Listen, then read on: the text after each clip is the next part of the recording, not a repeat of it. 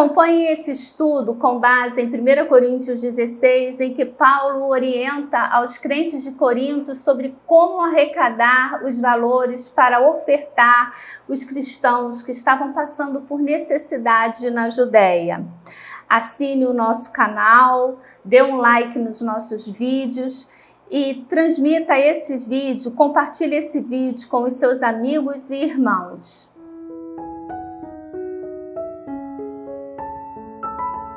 Olá, irmãos, graça e paz da parte de Deus, nosso Pai, e do nosso Senhor e Salvador Jesus Cristo. Estamos aqui chegando ao final da carta de Paulo, a primeira carta de Paulo aos Coríntios. Já estou com aquele saborzinho assim de despedida e ansiosa para estar iniciando um novo estudo. E nós dividimos o capítulo 16 em duas partes. Então, nessa primeira parte hoje, nós vamos falar do versículo 1 até o versículo 12, a respeito das coletas e a respeito ali de Paulo, de Apolo e de Timóteo. Paulo está indicando, falando a respeito do seu relacionamento com esses dois irmãos. E no próximo estudo nós estaremos então vendo as exortações finais, orações, e faremos uma recapitulada, lembraremos um pouco daquilo que estivemos estudando ao longo desses meses. Eu espero que você esteja gostando e que, se você pulou algum vídeo, você possa estar voltando lá e assistindo, porque tem sido muito abençoado e abençoador, Eu tenho sido abençoada e tenho certeza que Deus tem abençoado a vida de vocês que têm se dedicado ao estudo da palavra. Vamos orar então e depois estaremos fazendo a leitura de 1 Coríntios, capítulo 16, versículos de 1 a 12. Amado Deus, eterno Pai, graças te damos, Senhor, porque podemos estudar a Tua palavra. Dá-nos pleno entendimento da Tua palavra, Senhor, e abra as nossas mentes e os nossos corações para aquilo que estaremos estudando nesse momento. Em nome de Jesus, amém. Acerca da coleta para os necessitados da Judéia. Quanto à coleta para os santos, fazei vós também como ordenei às igrejas da Galácia. No primeiro dia da semana, cada um de vós ponha de parte em casa, conforme a sua prosperidade, e vá juntando para que se não façam coletas quando eu for. E quando tiver chegado, enviarei com cartas para levarem as vossas dádivas a Jerusalém, aqueles que aprovardes. Se convier que eu também vá, eles irão comigo. Irei ter convosco por ocasião da minha passagem pela Macedônia, porque devo percorrer a Macedônia. E bem pode ser que convosco me demore, ou mesmo passe o inverno, para que me encaminheis nas viagens que eu tenha de fazer. Porque não quero agora ver-vos apenas de passagem, pois espero permanecer convosco algum tempo, se o Senhor o permitir. Ficarei, porém, em Éfeso até o Pentecoste, porque uma porta grande e oportuna para o trabalho se me abriu e há muitos adversários. E se Timóteo for, vede que esteja sem receio entre vós, porque trabalha na obra do Senhor, como também eu. Ninguém, pois, o despreze, mas encaminhai-o em paz, para que venha ter comigo, visto que o espero com os irmãos. Acerca do irmão Apolo, muito lhe tenho recomendado que fosse ter convosco em companhia dos irmãos, mas de modo algum era a vontade dele ir agora. Irá, porém, quando se lhe deparar boa oportunidade. Que Deus abençoe sua palavra lida. Irmãos, nós estivemos estudando nos capítulos de 1 a 15 dessa carta de Paulo, várias coisas que Paulo esteve ali para corrigir dos irmãos daquela igreja.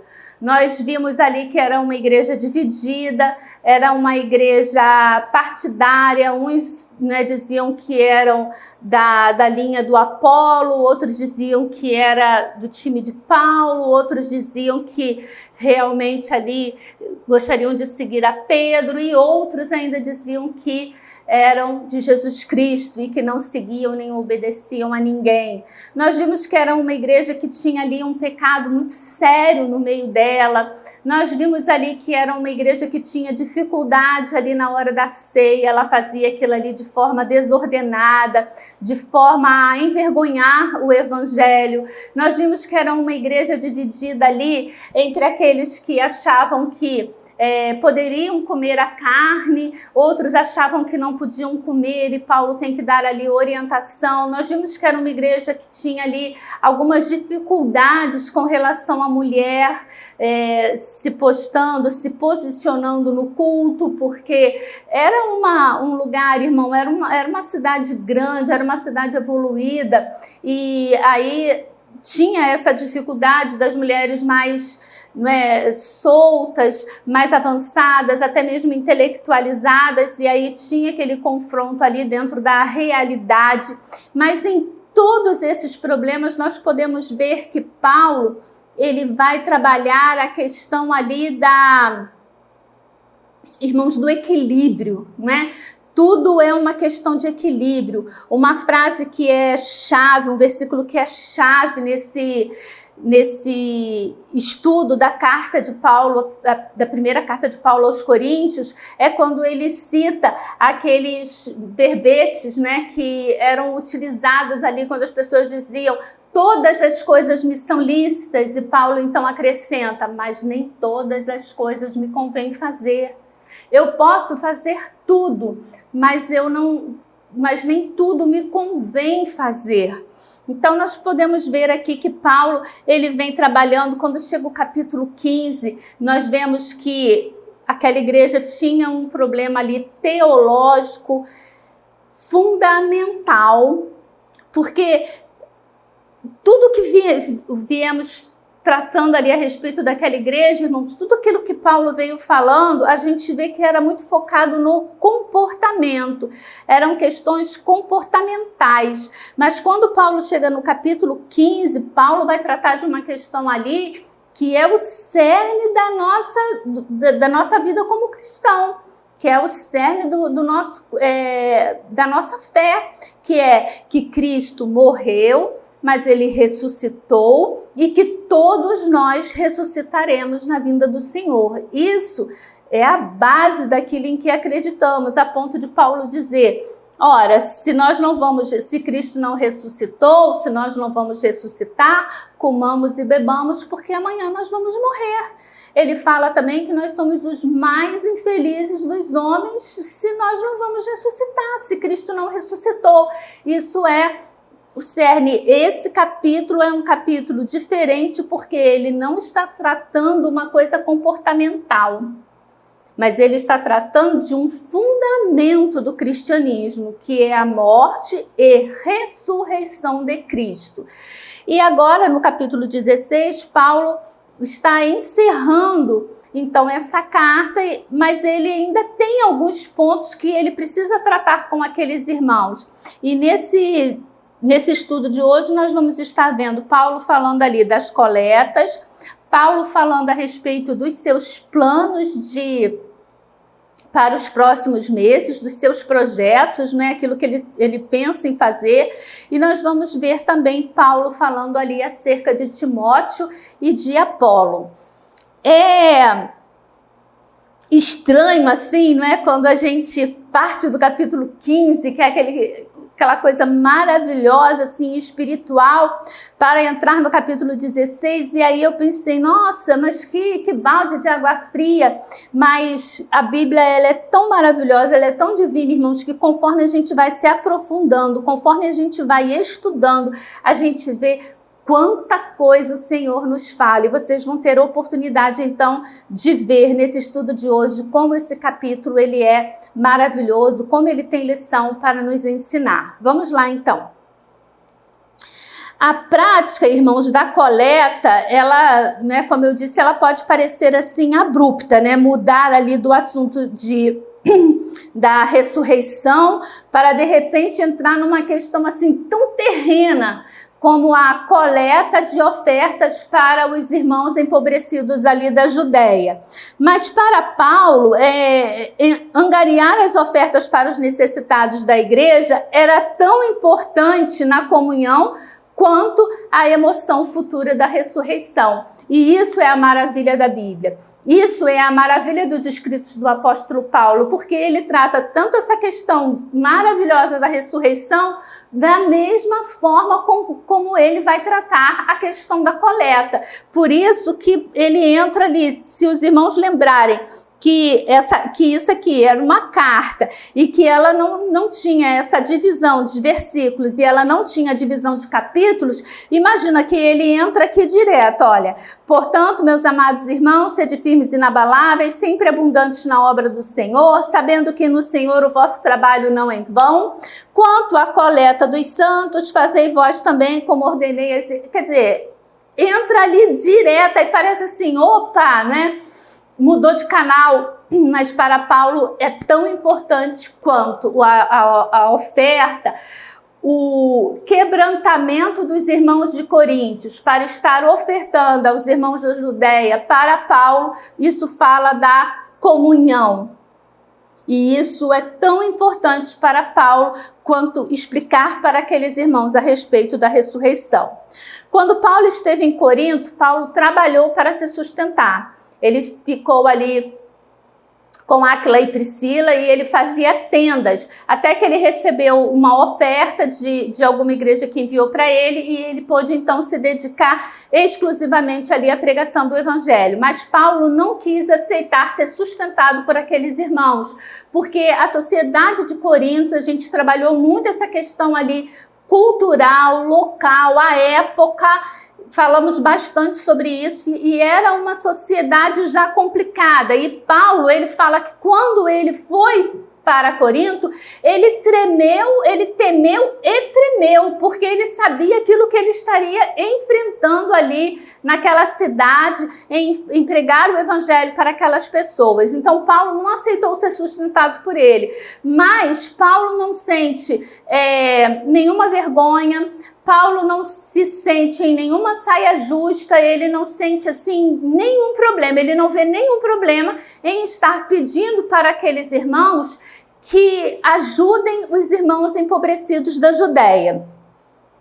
Em Romanos 15, 26, Paulo se refere àqueles irmãos como pobres dentre os santos de Jerusalém. Paulo, então, está pedindo oferta. Romanos 15, versículo 26, Paulo fala, não é se referindo àqueles irmãos, que eles são pobres dentre os santos de Jerusalém. Existe muita especulação, irmãos, a respeito do que levou a igreja em Jerusalém a tamanha pobreza.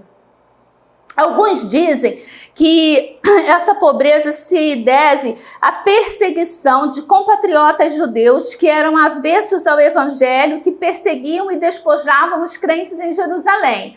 Ali na Judéia era composto basicamente, né, irmão, muitos judeus, não é, religiosos, judeus ortodoxos que seguiam o judaísmo e de repente vem o cristianismo. O cristianismo ali acaba, não é, com aquilo. O cristianismo não era só, irmãos, crer em um Deus. O cristianismo para o judeu era mudar toda a sua forma de ser judeu. A gente precisa entender isso também. Para nós que aceitamos a Cristo, temos uma vida e de repente temos um encontro com Cristo, aceitamos a Cristo como nosso único e suficiente Salvador. A nossa vida muda, é óbvio, mas as questões assim culturais, as questões básicas, alimentares, culturais, guardas de dias, isso tudo, irmãos, continuam. A gente pode continuar seguindo a nossa vida sem essas alterações. Agora, para um judeu que se convertia, entrava a questão alimentar, entrava a questão da circuncisão, entrava a questão da guarda dos dias, entrava a questão da impureza, entrava a questão dos gentios, que eles consideravam como sendo fogo para madeira para o fogo do inferno, lembra? Então, a questão dos sacrifícios que eles faziam, a questão do templo, onde eles achavam que Deus estava ali no templo. Agora, o cristianismo vai dizer o quê? Que Deus está dentro de nós. Quando eu aceito, Ele está dentro de nós. A questão de que eu possa adorar a Deus em qualquer lugar que eu esteja, eu não preciso necessariamente ir para o templo. A questão de que o evangelho veio para todos, então agora não tem mais separação entre judeu e gentio. Então era muita quebra de paradigma. E os judeus mais ortodoxos e que não haviam se convertido, alguns estudiosos pensam que eles é que perseguiam os cristãos da Judéia e despojavam os cristãos da Judéia dos seus bens. E por isso a igreja chegou em tamanha pobreza, por ocasião ali de que Paulo, na metade ali do século, quando Paulo está então enviando essa carta para os irmãos de Corinto. Alguns especulam também que foi o fato deles terem vendido seus bens e divididos na esperança de que Cristo voltasse logo. Lembra ali no início da igreja que eles dizem que aqueles irmãos tinham tudo em comum porque eles vendiam os seus bens, dividiam e eles passavam o dia na igreja, louvando, adorando e em comunhão. Só que quando Cristo disse que ele voltaria e que voltaria em breve, não era aquele breve dali, imediato, que aqueles irmãos pensavam. Até hoje estamos aqui aguardando a volta de Cristo. Então aqueles irmãos haviam se despojado dos seus bens, haviam parado de trabalhar, e isso também poderia ser um fator da pobreza daqueles irmãos.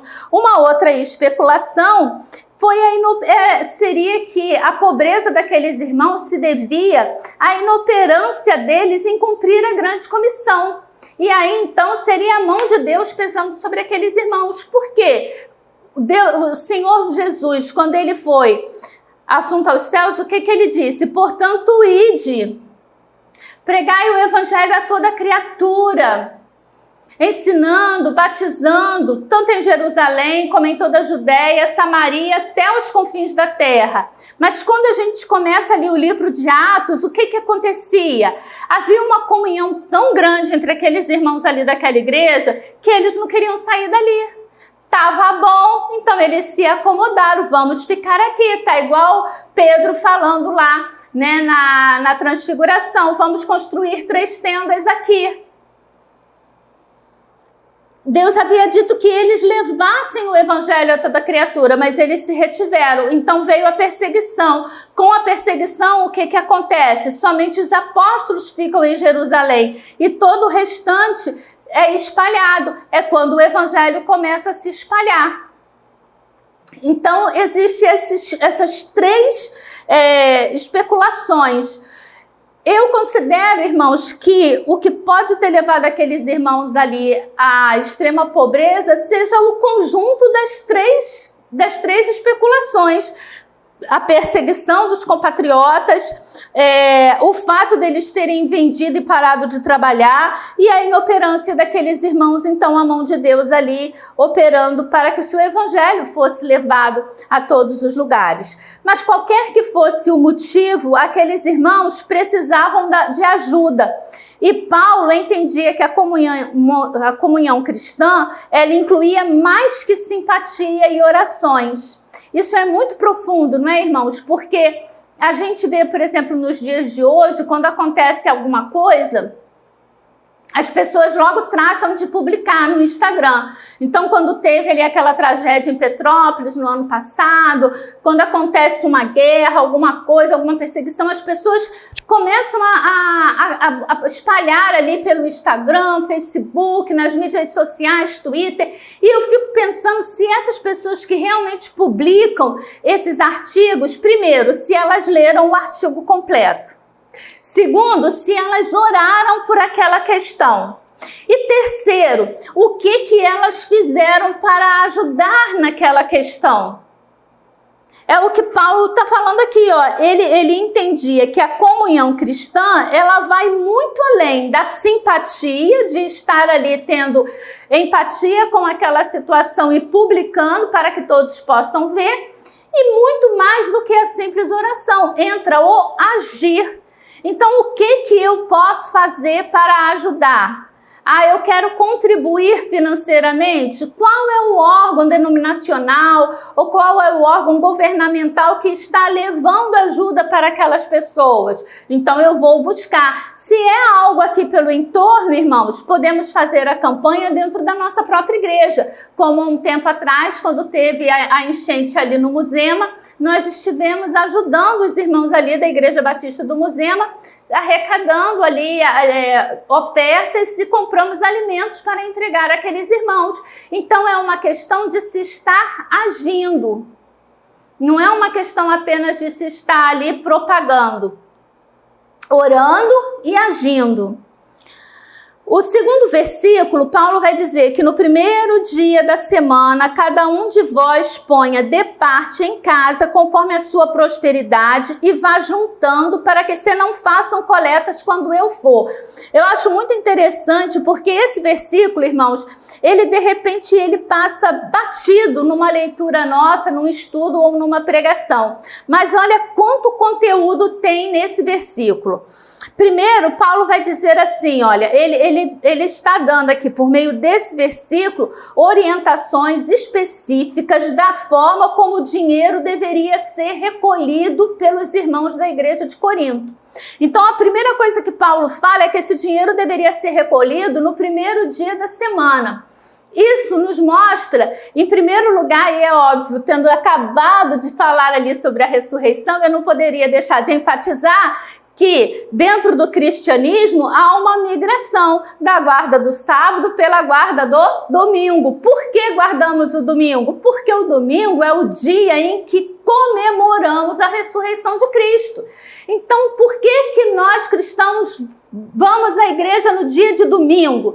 Por que essa neura com o domingo? Não tem neura nenhuma. É porque domingo é o dia em que Cristo ressuscitou. Então, quando nos reunimos para adorar e louvar a Deus no dia de domingo, estamos comemorando a ressurreição de Cristo. Por quê? Servimos a um Deus vivo, a um Deus que ressurreto, as primícias daqueles que ressuscitaram, porque ele foi o primeiro a ressuscitar e nunca mais ele morre. E nós também um dia ressuscitaremos. Então, quando nós estamos aqui na igreja no dia de domingo, adorando a Deus, estamos, irmãos, relembrando esses fatos. E é muito bom que isso esteja em nossa mente a cada domingo, quando acordamos e nos dirigimos à igreja. E o outro ponto, irmãos, aqui é que fala da regularidade. Paulo, quando ele diz aqui, olha, no primeiro dia da semana, vocês devem recolher a oferta. Então, com regularidade, no primeiro dia da semana, no domingo, a oferta não deveria ser única. Se ela tem que ser dada, irmãos, no primeiro dia da semana, cada um de vós ponha. Então, Paulo está dizendo que todo domingo aqueles irmãos deveriam levar para a igreja a oferta. Aqui, irmãos, estamos falando de uma forma de pagamento que era diária. Quando nós estudamos o Novo Testamento, nós podemos ver que ali a forma como se recebia, né, a forma de pagamento pelo trabalho, ela era diária, era uma jornada de trabalho. Então, a gente vê o quê? Que Paulo está dizendo, olha, você pega no domingo, você recolhe tudo aquilo que você ganhou, de segunda a sábado, você separa uma partezinha do que você ganhou aí nesse período, das suas jornadas de trabalho, você separa e no domingo, quando você for para a igreja, você leva. Nós fazemos isso, entregamos os nossos dízimos, geralmente de forma mensal.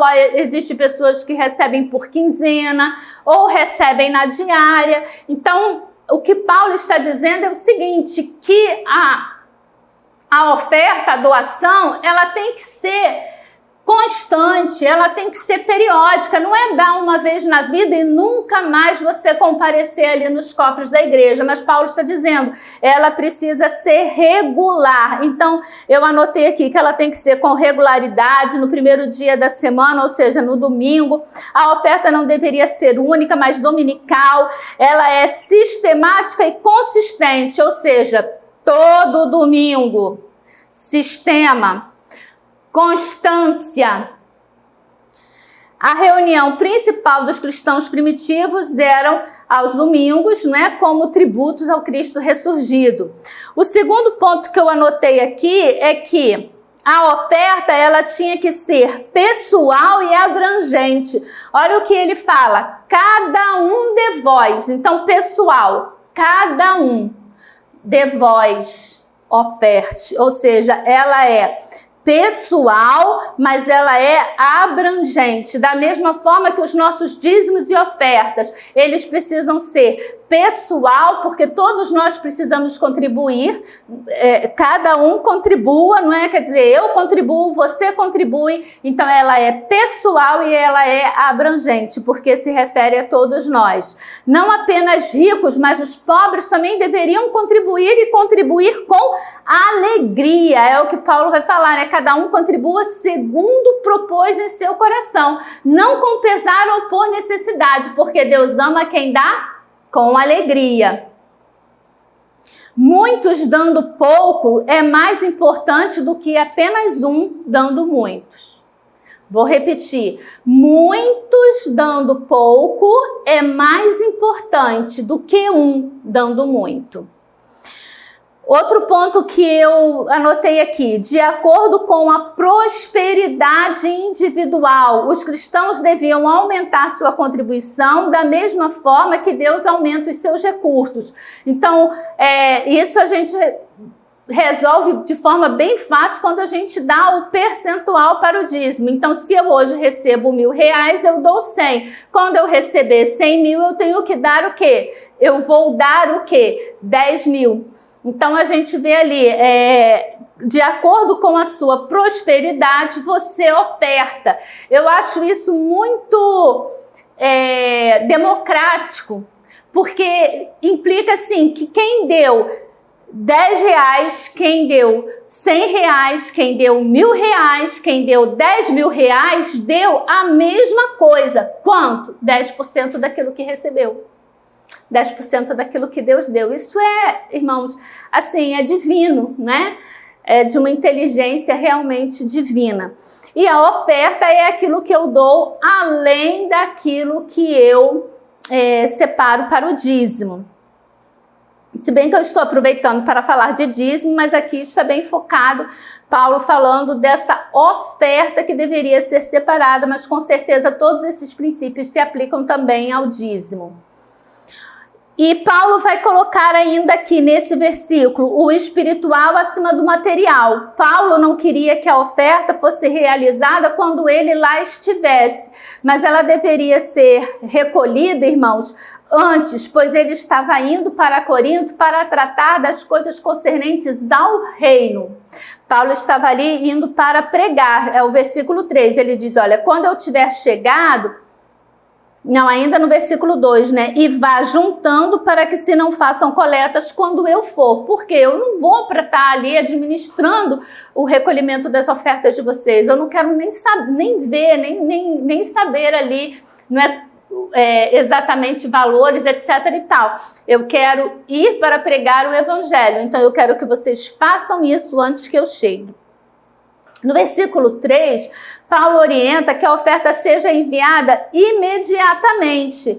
E quando tiver chegado, mandarei os que por carta aprovados para levar a vossa dádiva a Jerusalém. Esse aqui é um outro ponto muito importante, irmãos, porque Paulo está dizendo aqui que os crentes da igreja de Corinto haviam enviado para Paulo a referência dos irmãos que estariam levando a oferta para a Judéia.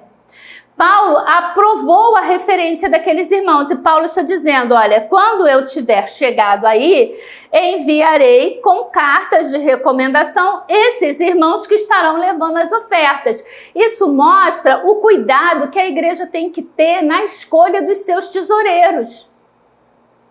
Então, aqueles irmãos haviam separado do grupo pessoas idôneas que poderiam ir, que tinham um histórico de idoneidade para poder gerir aquele dinheiro, para poder levar aquele dinheiro para os irmãos da Judéia.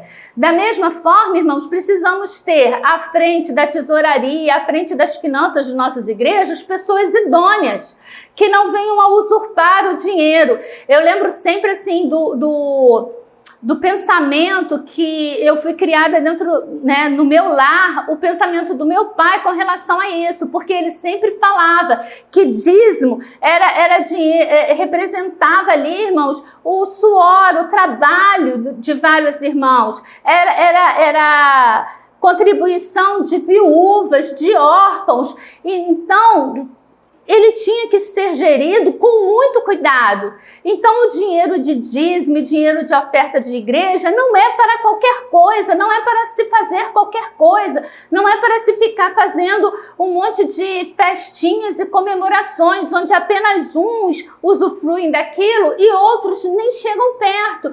Então esse tipo de gerência, o dinheiro não é para benefício meu, do meu departamento. Então porque eu sou de educação religiosa, eu vou fazer isso e aquilo com o dinheiro e eu não vejo lá a necessidade da equipe de música, eu não vejo a necessidade da equipe de evangelismo, eu só estou focada ali naquilo com que eu trabalho. Dinheiro de igreja não pode ser gerido dessa forma, por isso ele precisa de pessoas idôneas, de pessoas que tenham visão, visionárias, que possam pensar, ver, projetar. O dinheiro tem que ser gerido de forma organizada. O dinheiro, né, aí eu fechei aqui dizendo o seguinte, olha, podemos dessa forma observar uma eficiente prática de contribuição cristã. Então, encerrando aqui, irmãos, esses 4 versículos eu botei aqui, olha.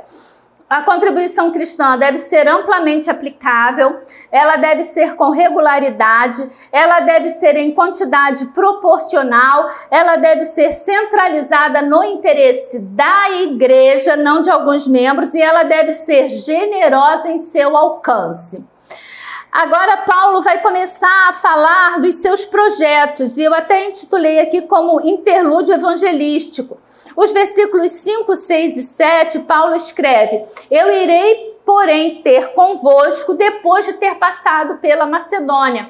Paulo tinha o intuito o apóstolo estava na cidade de Éfeso.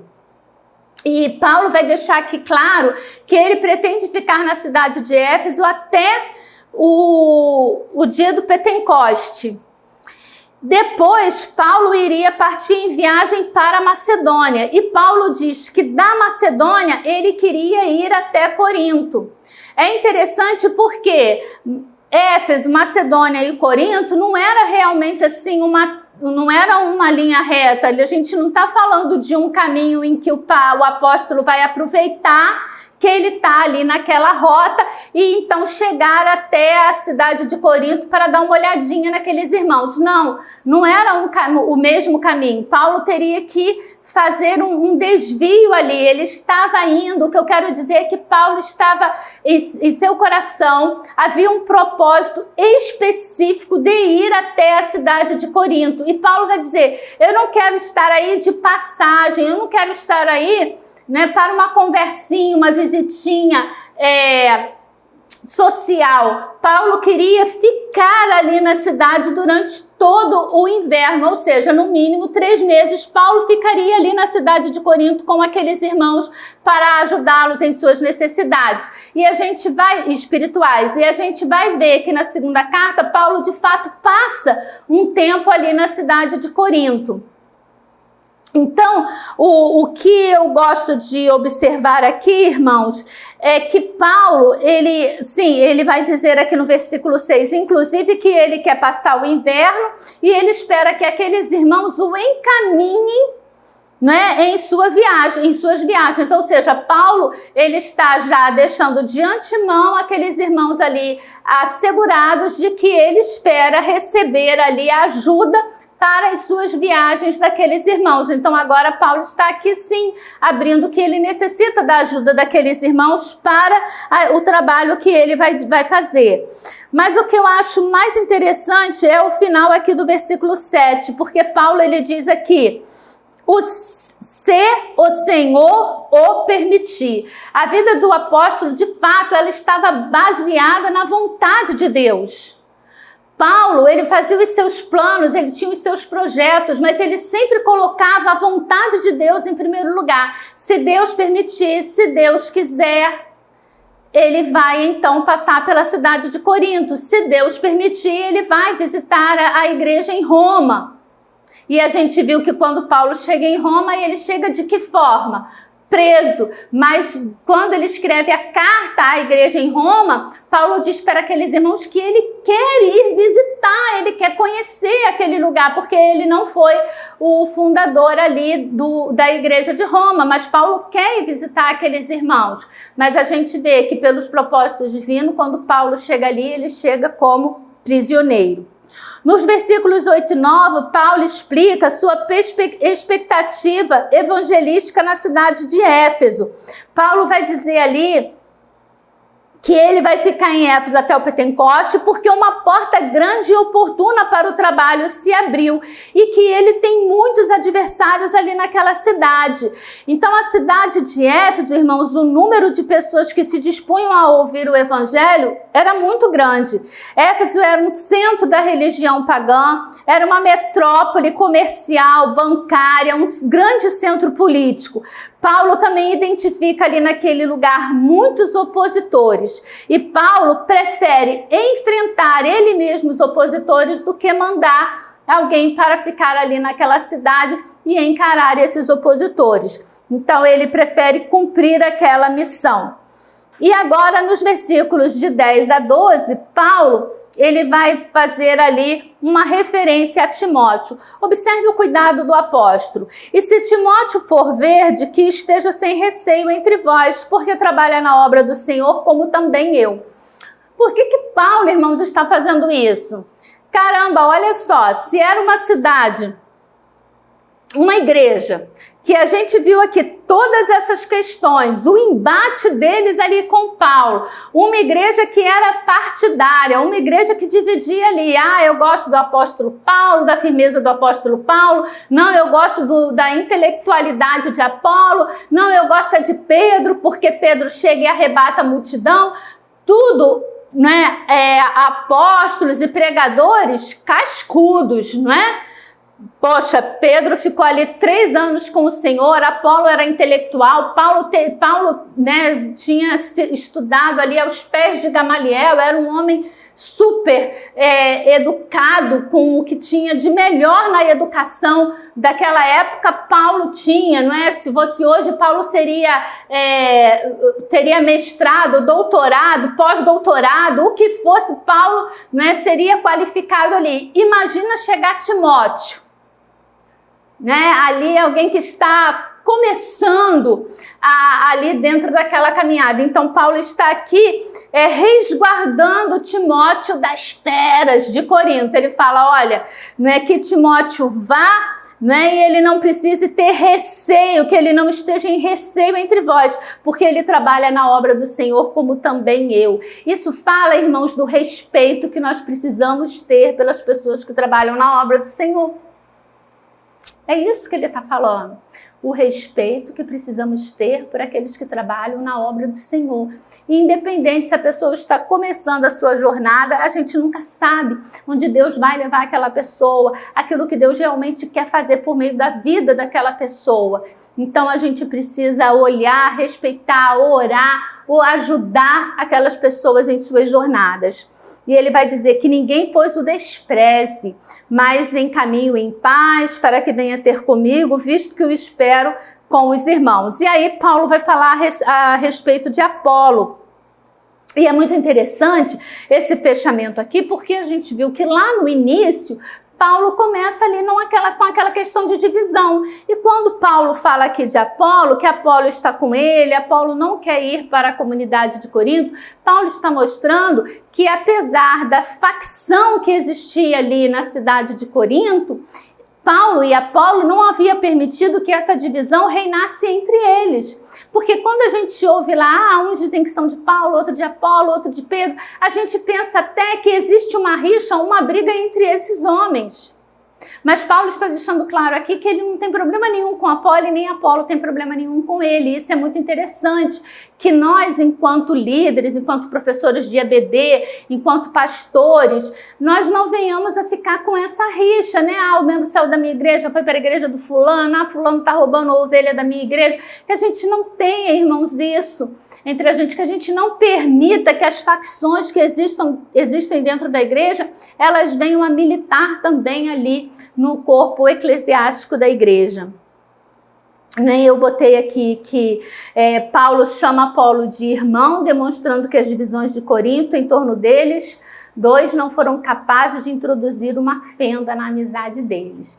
Não foi gostosa a aula? Eu espero que você tenha gostado de assistir, tanto quanto eu tive de estar transmitindo. E até o próxima aula, né? Quem assiste no dia da divulgação, até o próximo sábado, quando a gente estará então ali falando sobre as exortações finais, saudações e bênçãos do Apolo para aquela igreja. E logo após, nós estaremos dando início ao estudo da segunda carta de Paulo à igreja em Corinto. Eu espero que você esteja sendo abençoado e que você faça uso de tudo aquilo que temos aprendido, como eu tenho procurado fazer. Amém.